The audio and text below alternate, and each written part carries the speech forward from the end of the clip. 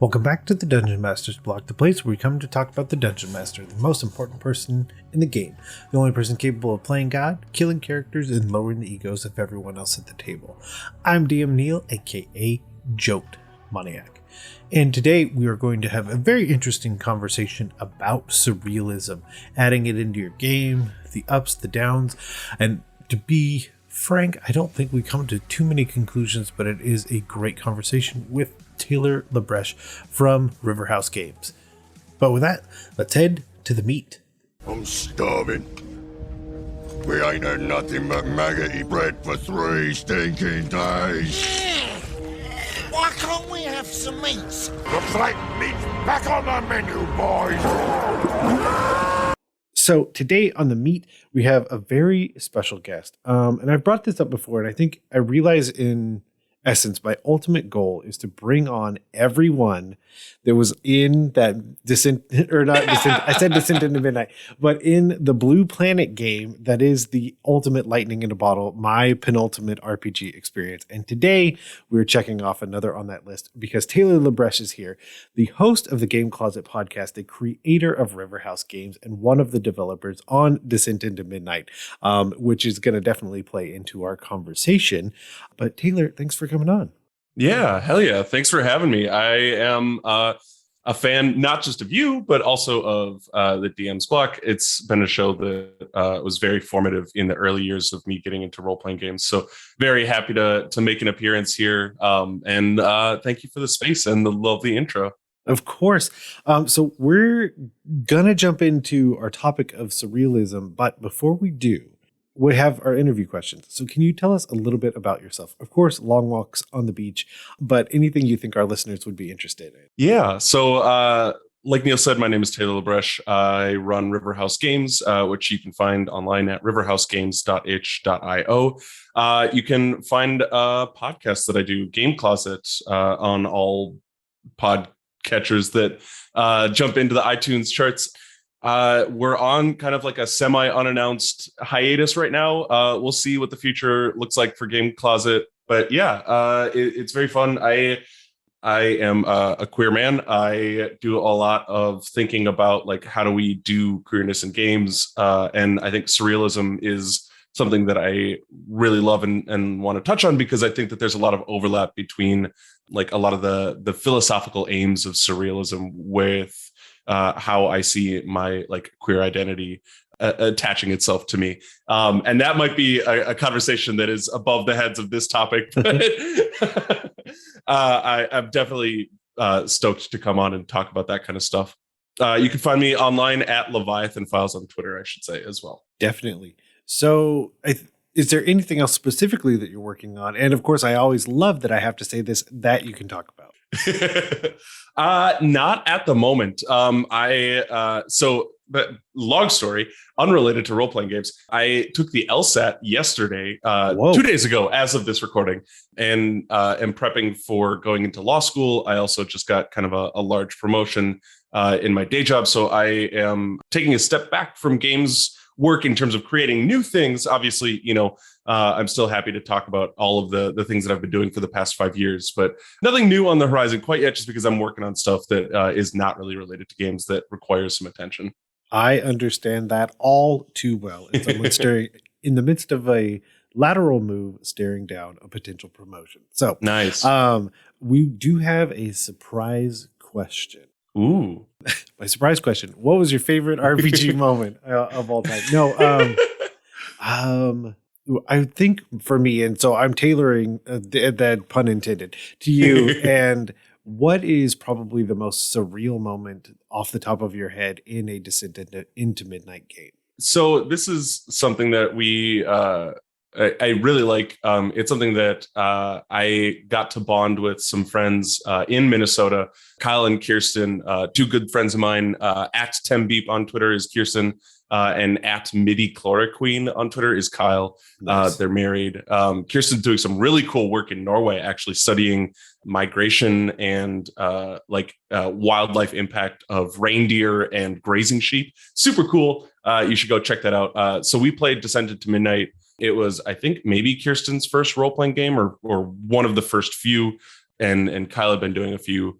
And we told the story of this like mangrove city where the motion of water from the denizens living in a mangrove forest kind of gave them their philosophy on life, and they discovered that there was a patch of sunlight that was coming through that was not in flux. So it was this idea of something that is a manifestation of perfection being something that is causing strife or something wrong in your daily life. And so we got to play with that idea of like, what is perfect, and like strive to like, what is the strive towards perfection, the negative outcomes of that in our life. How do we embrace change and embrace imperfection to like find our inner selves? So there's no like one salient moment that really stood out, but it was really kind of backed by that kind of philosophy of, all of these things that are imperfect or that cause abrasion or like philosophical friction in our life. How do they actually make like calming, nurturing, like a living environment? I wasn't ready. So in case you hadn't gathered from what just happened, this topic is probably going to be both very shallow and very deep at the same time, because we're going to have to hit on some very wide topics as well as diving deep. But thank you for that, because that's going to get us straight into our topic, and that is surrealism. So I honestly didn't know how to begin and define it. So I will throw out what is basically a textbook definition, and then we can spin from there. But basically a 20th century avant-garde movement in art and literature which sought to realize the creative potential of the unconscious mind. For example, by an irrational juxtaposition of images. So I think that's probably what most people think of when they hear the term surrealism. Melting clocks. Let's just be honest. Like that is the absolute go-to. But I think, so for me, like, what was the biggest thing that drew you to this topic? Because this was yours to bring to the table. Yeah, so I pitched this because it's something that I am also thinking about in my game design work. So I also do not have a perfect idea of like what surrealism in tabletop RPGs mean. But I know that I'm kind of a person who, the way that I work through ideas and come to like resolving things that are unsolved in my mind is, one, by talking to people about it, which we're doing, and two, by like working on a project about it. So for me, that might be like writing a game or playing a game, even creating something or making a story that can then tell, I guess, the quote unquote problem that needs to be solved. There's a quote that I never remember the actual quote for, like the words for it, that's in Ursula K. Le Guin's Introduction to the Left Hand of Darkness, which is one of my favorite novels ever written, that says that the novelist's job is to answer a question that I think, if I'm getting it kind of as close as I can to it, the novelist's job is to answer a question that cannot be asked in a way that that doesn't use words. So like words, sentences, creating arguments and ideas is something that fails us in a lot of things that are like the je ne sais quoi, you can't say it kind of weird way of thinking. And again, we're cyclical. This is why I love surrealism, is that like a lot of surrealism seeks to answer things that we can't just like ask and answer with words. To answer your why did I choose this, it's like, because I don't know, like it's something that I'm thinking about a lot, but I don't know how to answer it right now. Yeah, and one of the interesting points, because this is not all of the topics that we bring up are ones that I feel like require research. Just in honesty, like there's certain topics where if you'd say like, let's talk about this fantasy race, I'm like, yeah, can do. I got like enough decades worth of experience. I'm sure I can fill 30 minutes of time.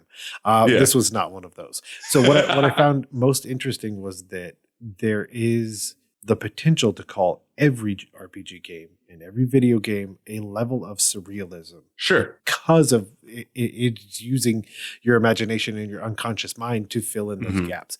And so for me, what I like thinking in that regard is like, oh, if I'm already there, why am I not turning those dials farther? Like, because that was my first thought with like D&D, and why I was drawn to this topic was, why am I not pushing that envelope? Like, Yeah. if there's 9th level spells, like literally everything is on the table. Yeah. And yet you have this big push for everything to be steeped in reality, which I'm just like, but no, none of it ever will be. Right. Like you're especially with D&D, like you're playing games that even just like in the base assumption, like the game asks you to suspend your disbelief in a world that dragons exist or elves exist. Like those are already just like kind of by basis surrealism. Like they are things that are not real, but we treat them real, right? Like they are part of the, I'm going to use like a big $10 word, the verisimilitude of the game or of the setting. They like, we accept that they are real because they are real within that setting. And, you know, that is redundant, or it says itself. But like what I think about in terms of surrealism in games is more than just the fantasy of things. Like if you are playing a Delta Green game, like you are accepting that there are going to be things that challenge like reality. And so one of the weird questions that I'm like trying to think about when I think about surrealism in games is like, is that surrealism? Like when you go into Delta Green, you are expecting, or you are like believing, you're bought into this world in which like up does not mean down, or like that there are colors that do not exist, or like any of these different things. And trying to think about the way that we look at games and the way that we look at like genres, like, is that actually surrealism? Because like a lot of the surrealism that we think about surrealism came from the early 1900s. So like 1900s through like 1920s, 1930s is like where a lot of the big surrealists did their work, like Salvador Dali or any of the Dadaists. So they came into place before we have kind of like what is the modern idea of like a genre. And so a lot of these things that are like fantasy or science fiction or like eldritch horror, like all of these things have aspects of like disreality, but I don't know if they are surrealism, if that makes sense. So like, I'm going to toss it back to you, Neal, and say like, if we're thinking about a game that has like a dragon or like an elf or like magic that rewrites the rules of reality, but like, we know that that is like quote unquote true for that setting. Like, I don't know if that's surrealism or not. Yeah, I think especially when you start to get into the aspects, especially that are codified. Like, it's in the rules. So I think about the idea of like, okay, so there are elves, there are dragons, there's magic, but let's take that magic and let's make that where I'm literally inserting you into the subconscious mind of like, let's say a lich. And I think now we can start to delve into the like surrealism of the whole conversation, because like not like it's almost that second layer, because we've codified the first layer, but that second one, all bets are off. Yeah. And like, I think that one of the things that is required for like what I'm trying to think about in terms of what surrealism does for me is like the element of surprise, or like the element of a challenge. Because like when surrealism in painting was like really popular with the melting clocks and everything, it was like a response to the rise of photography. And so we started to see painters move from, hey, the value in this painting is its photorealism, which is a term that we even get from the realism that photography gives us, where it's like the paintings are detailed and very real. Like we can do that with a photograph now. And so when we look at what we're valuing artistically in a painting, like we can start looking at things that challenge that. Like we no longer have to strive for reality. We can start looking at like what is expressed by the painting. So we can get into like expressionism, which is about like the emotions that the paintings draw from us. Or and then the surrealists said, how do we like surprise you? How do we challenge your ideas? How do we make you like uncomfortable looking at a painting? So we look at like Hieronymus Bosch with his like weird hellish nightmare scapes and all of the imps eating each other. And like we start to look at like surrealism as a way of like disrupting your idea of like what we're going to look at in a painting. And all of my talking in surrealism is very much betrayed by the fact that like my favorite brands of surrealism are Dadaism, which is very much like a big middle finger to kind of like popular tastes and aesthetics. Like the very famous photograph of the urinal that's been signed. That's a Dadaist work. And absurdism, which is more of a philosophical. Well, I mean, Dadaism is philosophical, but like absurdism is very much like a response to the depression of nihilism, of like nothing matters. But absurdism is like, cool, if nothing matters, then like let's go bonkers and have a blast with it. Mm-hmm. Like Hitchhiker's Guide to the Galaxy is very much an absurdism experience. So when we look at like role-playing games, I'm super interested in like, how do we recreate that surprise and like those challenges artistically? Well, I think one of the things that you hit on that I think is probably the most important takeaway thus far. We got time. There may be another one, and I may say that this first one is trash. But the one that you hit on is subverting those expectations. Yeah. So the idea of just even my home game, I have players that have played for so long. There's an element almost of surrealism that I am required to add, because everything is just, if everything is the same, then how much fun could it possibly be?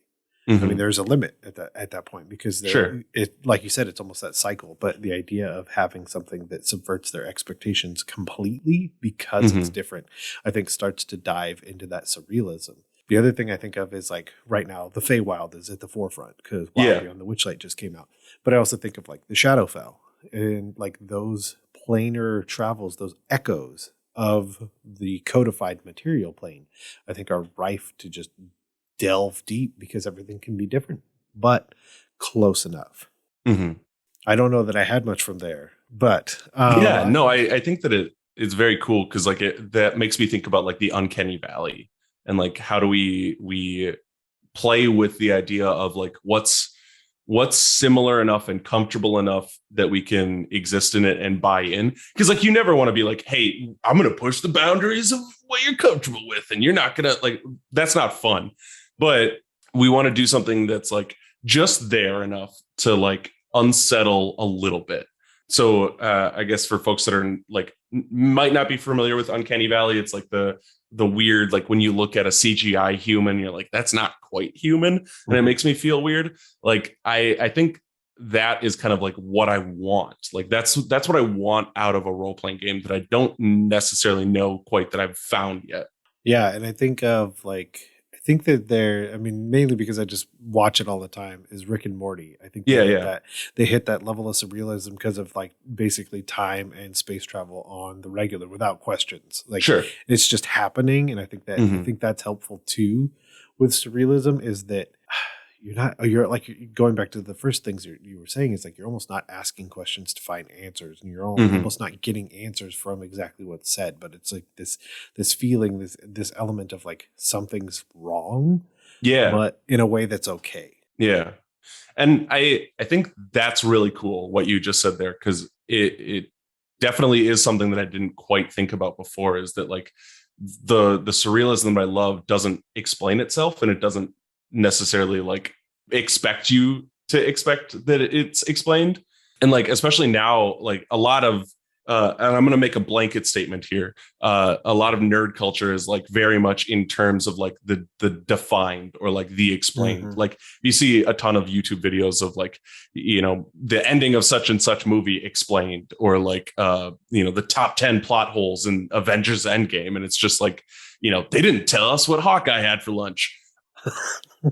Dang it. Like the frequent coming up of like prequels that set out to tell the story of like someone in an existing medium, like the fact that we're getting like a Nurse Pratchett prequel for One Flew Over the Cuckoo's Nest is like, a lot of these things are like that we're hungry for additional stories, and we're hungry for explanation of things that were kind of uncannily unexplained. And I love that about surrealism too. And there's something that people definitely don't like, and some people really love, because I think we're on the cusp of Young Justice season 4, and you know full well how invested I am in that. But there is a time skip between every season. Yeah, that just is. Yeah, as reality based as that show is, in the sense that it is progressing forward in a way that most shows, their surrealism is that the show's been on for 30 years, but the character is still 7. But this one moves forward in time as you would, and doesn't explain that gap. which is interesting to think of its level of surrealism because it just goes unexplained because people live their lives. Yeah. And like, yeah, so what? We moved on. Yeah. And I think when we're thinking about like role-playing games, that's very fun to me to think about in terms of like both as a player and as a designer. Because there's I guess two avenues that we can take a look at there, which is one, things that are like uncanny or challenged or surprising in the setting, but then also in the mechanics. There's a concept called the fruitful void, which I think was popularized by Avery Alder, the designer who did Monster Hearts and The Quiet Year, of like, look at what isn't mechanized in your games, because that can tell you or can help to tell you what the game is really about, because it asks you to do the heavy lifting. And I think that that's something that can go into how, if we're looking at like, how do we incorporate surrealism in our RPGs, that there, I think, might give us a roadmap to say, like, what work are we doing to interpret the art, and how does the art aid us or challenge us or leave us hanging? Because that's a lot of when we look at how to interpret surrealism art. Like, if we're looking at a painting of melting clocks, we have what we have there. So we have the idea of time. We have, something that we are thinking is fixed and mutable or immutable. A second is a second, But when Dali melts them or changes how they're displayed in a physical space, he's saying, time is relative. Time is something that moves, that can be melted, that can be destroyed. And that can make us uncomfortable, right? Like, it's a kind of a challenge to imperialism. It's a challenge to like the way that we commodify time. And it's supposed to make us uncomfortable because we've always thought of time as this like concrete thing in our life. And I don't know how necessarily to do that in like a role-playing game that uses like dice and stuff. But I would love if you had ideas or if you had a reaction to that. So I did. It deepened my soul. No, one of the biggest things is like while it is true that time is technically the same for everyone, it is not experienced the same for everyone. Yeah. It's the biggest key, because like you and I could go, we get in a car and we have a drive, and I'm loving every second of it. You are hating every second of it. And we get to the place, like, both time and space have been experienced in the same to a degree. But then like for you, it felt like an eternity. And for me, it felt like we just got there instantly. The other thing that I think of is really funny on those is that, what if you fell asleep? Yeah. And for you, it's literal time travel. For me, like I think as a kid, I was probably like in my teenage years before I knew how to get anywhere, because I fell asleep instantly, and it was like time travel. Because it's like, oh, hey, we're at my grandparents' house because I was just at my house moments ago. So I think trying to find that piece to add into there, because I think of like a battle, a pitched battle, where for one character it is just fighting, but for another character it's fighting this person that means so much to them and their character, and finding the elements to live in that space more for the one and less for the other. And because then it's almost this surreal moment for that one character, because everything is happening, all these emotions, all this other experiences are being drawn up, and the other one just wants to hit things. Yeah, I think that's really cool. I don't have a good jumping off point for that. So one of the ways that I can think of how to do this, and I've never tried this, so we're literally breaking new ground and technically doing what is referred to as game design in this moment, is what if, because battles often take so long, what if there was a break and like you start the battle and end the session, only to come back and replay parts of the moments that were pivotal for the one character, allowing your other PCs to become almost NPCs in that formative story.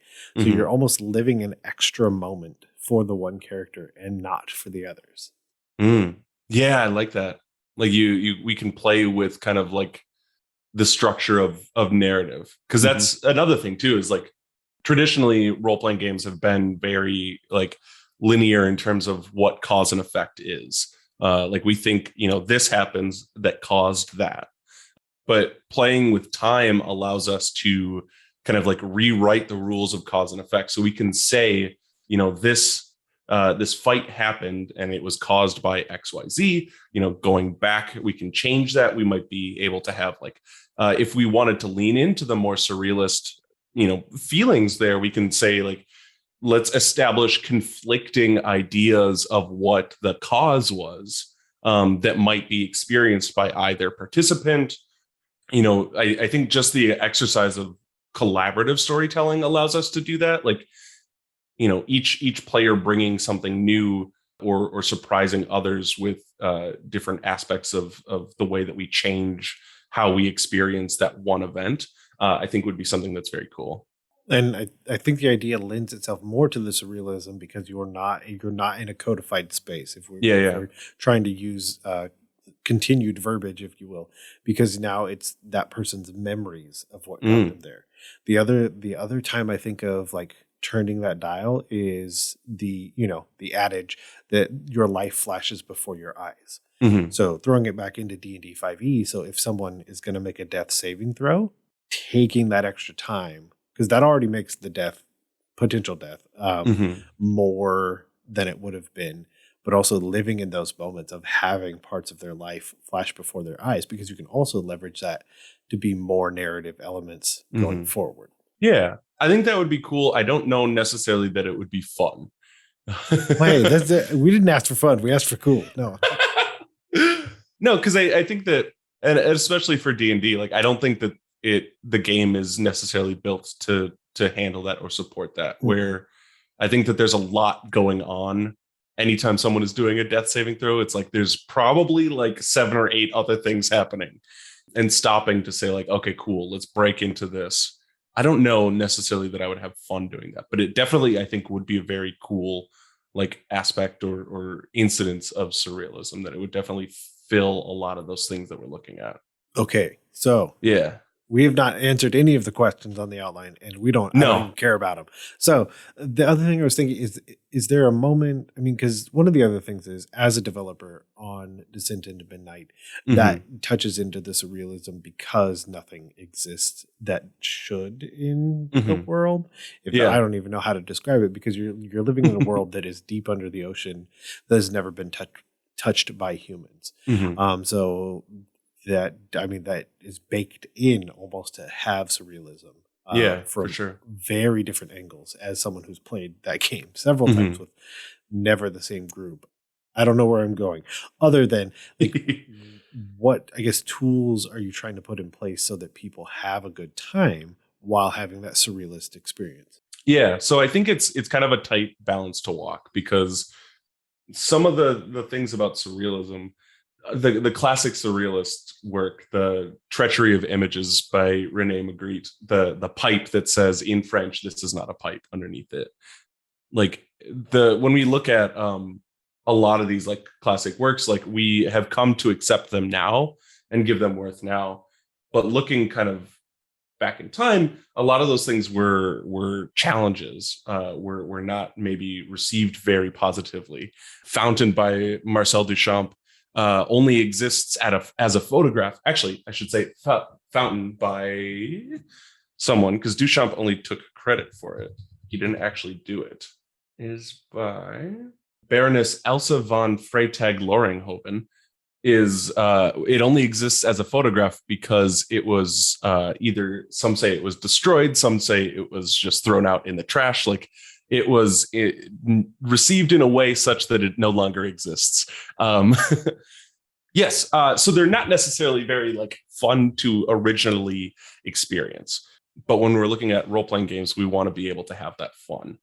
And so it's kind of playing that line of the uncanny valley of like, this is close enough to be something that is fun and not necessarily disruptive enough, but also like a little bit of that challenge. So we want to really, strongly encourage you to move away from anything that is human, to get rid of any sort of like anthropomorphization of your characters. We also like really want to like challenge you to think not necessarily in terms of some of the more traditional aspects of role-playing games and in like what you think your character does or is.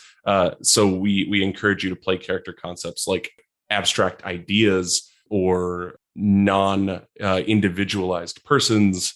So a perfect example, just to continue that thought, is that one Yeah. of the characters that I played was the echolocation remnants of a dolphin that had died, basically. So there was no physical form, but when I was there, you knew I was. And when I wasn't, you knew I wasn't. Right. And so it was almost like, yeah, I existed as a realm of influence rather than as any physical entity. Right. And playing that character requires you, Neal, to challenge your ideas about like what does a character as a vehicle for narrative mean if it's not like a physical person, or if it's not like an individualized entity. Yeah. I just imagine trying to play that character in D&D. Yeah. I mean, I don't know that it works, but asking those questions is real. I think ends up being really important because if you're not pushing your own limits, then I mean, if you're not moving forward, you're only moving backward. Come on, something like that. Right. And it also that using that specific character idea, it was a surprise, and it was challenged to all of the rest of us, because we are also then looking at how do we interpret our reactions to this person? How do we interpret our relationship?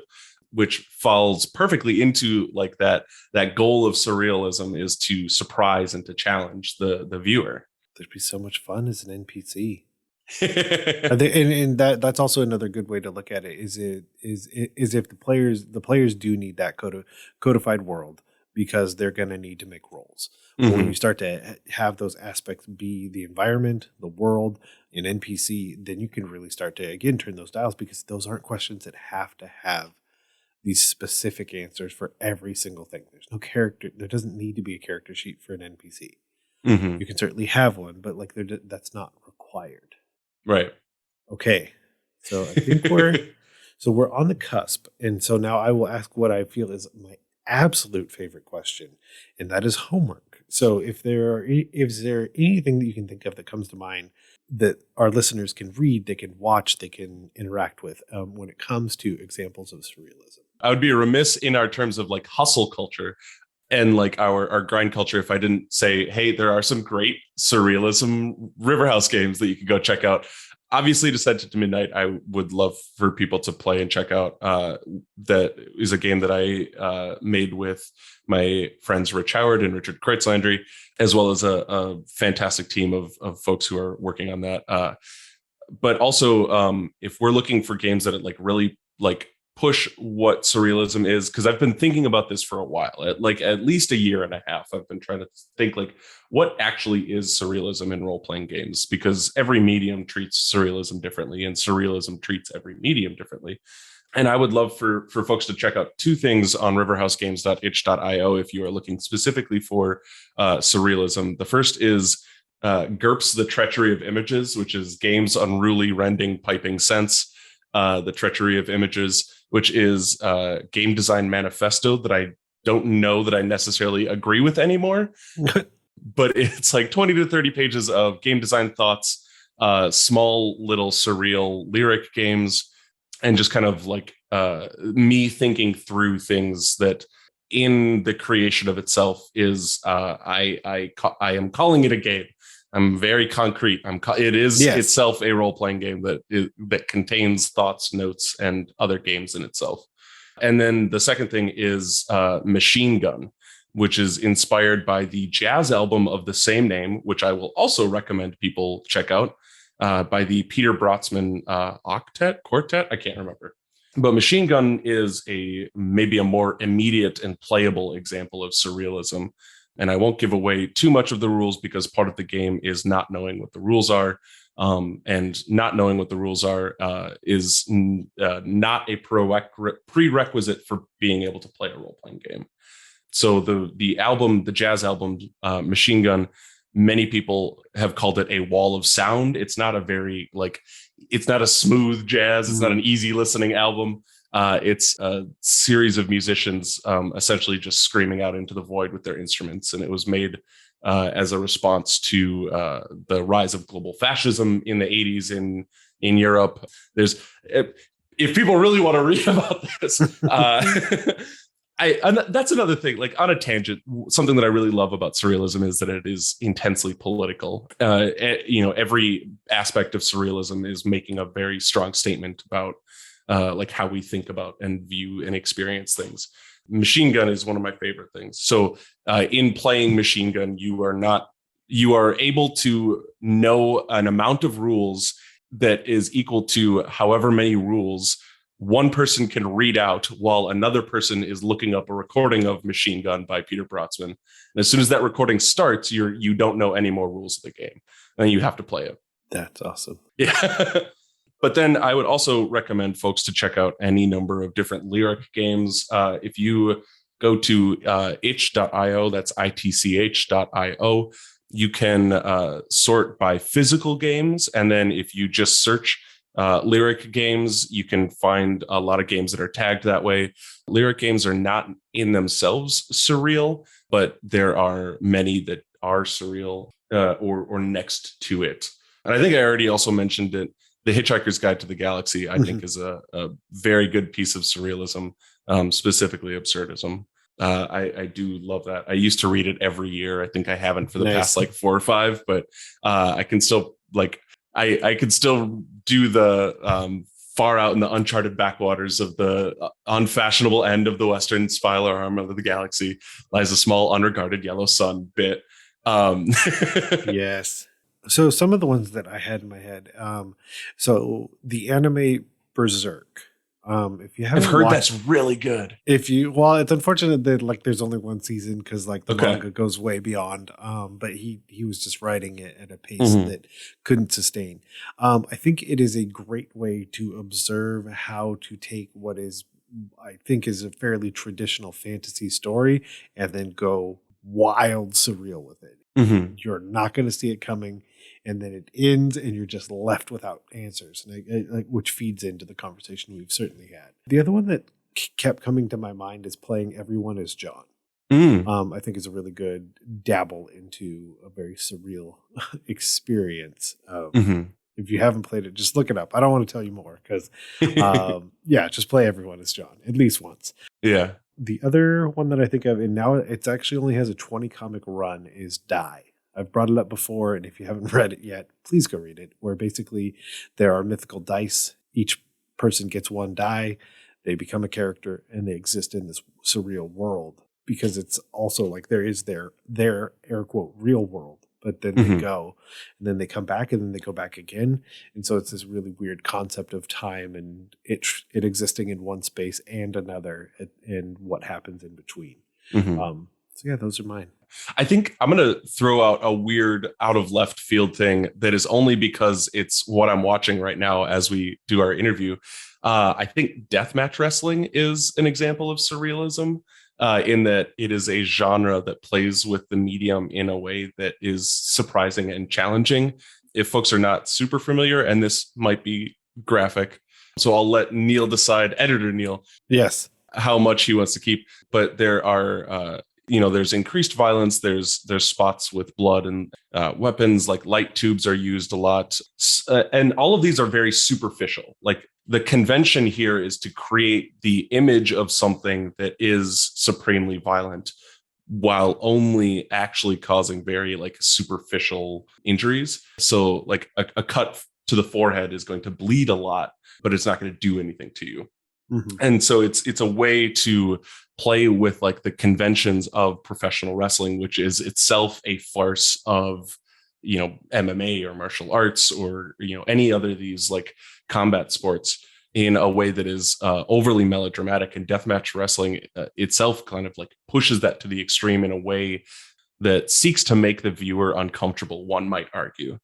I'm still very new into wrestling as a whole and deathmatch wrestling specifically, but like I'm really finding a love to it by the way that it kind of like tries to push that envelope, but also remaining an art form that is really heavily dependent on like trust and consent and care, because like you're doing all of these things and you're making sure that your like quote unquote opponent is safe, that you're safe, that like everything is going on for a performance, that the audience is safe as well. If you're doing it good, obviously, as with any type of art, there are people who are bad actors and can mess with the conventions of anything to create anything unsafe. It's really interesting because as someone who watches MMA pretty consistently, the level of one hit causing a copious amount of blood to come out, but then changing the way that you're looking at that from both like a narrative perspective, because that's one of the big things about wrestling is that the narrative, the essence and all the character behind it, that you're adding that almost as a layer on top of. So, okay, it's staying in. Nice. We didn't say any bad words. There we go. We're good. Okay, so now my most important question is, where can people go on the internet to find all of the amazing things that you're doing? Yeah. So the first way is on Twitter. I am at Leviathan Files. The second way is by checking out Game Closet Podcast. It's on iTunes and everything. If you are a Star Trek fan, you can also check out the RSS Defiant, which is a show that I make with my partner Ash, and then Kyle and Kirsten, who we've already talked about. You can find that at RSS Defiant, I think on Twitter as well. We are 4 friends with 2 missions. The first is to have fun. The second is to objectively rank every single episode of Star Trek Deep Space Nine. And then you can also find my games at riverhousegames.itch.io. Including the 2 that I mentioned, and 35 other games. And 35. And on the note of and 35 other games, Taylor, thank you for coming on and spending some time with us. Absolutely. Neal, it's always a pleasure to talk with you and chat with you. I'm very happy that we could do this where I can see your face and hear your voice. So I really appreciate the opportunity. Perfect. And I am sure we will at some point have you back on. We just want to thank Taylor again for coming on, spending some time with us, having this conversation about surrealism, how to add it to the game, where, when, why, what, and all of those other things. And of course, if you wanted to get a hold of us and let us know how you've been adding surrealism to your game, you can always email us at dungeonmasterblock@gmail.com. And of course, you can head over to Spotify, Stitcher, iHeartRadio, Apple Podcasts, your podcatcher of choice, and leave us a 5-star review. And of course, let other people know about the show. If you want to follow us on social media, you can always do so at DMS_block. That's at DMsBlock on Twitter. And of course, you can like us on Facebook and follow us there. As always, the Dungeon Master Block is a proud member of the Block Party Podcast Network, where you can check out other shows like Detentions and Dragons, Dungeons and Dragons and Daughters, We're So Bad at Adventuring, and more. As always, we want to thank you for listening to the Dungeon Master's Block, the place where we come to talk about the Dungeon Master, the most important person in the game, the only person capable of playing God, killing characters, and lowering the egos of everyone else at the table. I'm DM Neal. Good night, good luck, and keep on Dungeon Mastering.